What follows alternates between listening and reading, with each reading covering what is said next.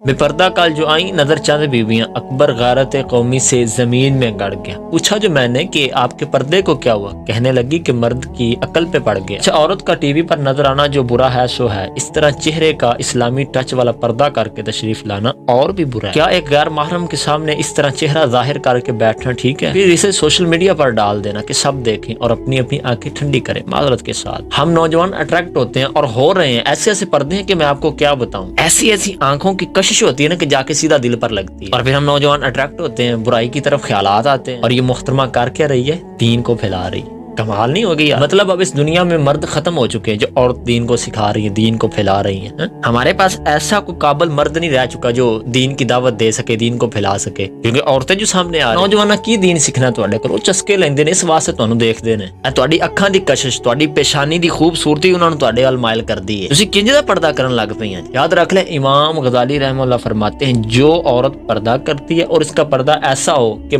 مرد اس کے پردے کی طرف لپک جائے، وہ پردہ دار عورت بغیر پردہ دار عورتوں کے ساتھ جہنم جلے گی۔ دیکھیں آپ اپنے پردے کو، آپ کا پردہ کیسا ہے؟ آج آپ اپنے آپ کو دیکھیں کہ آپ کی طرف لوگ لپک رہے ہیں نہیں، لوگ آپ کی طرف مائل ہو رہے ہیں کہ نہیں۔ اگر میری باتیں آپ کو بری لگیں تو بہت بہت معذرت کے ساتھ، مگر یاد رکھ لیں حقیقت یہی ہے۔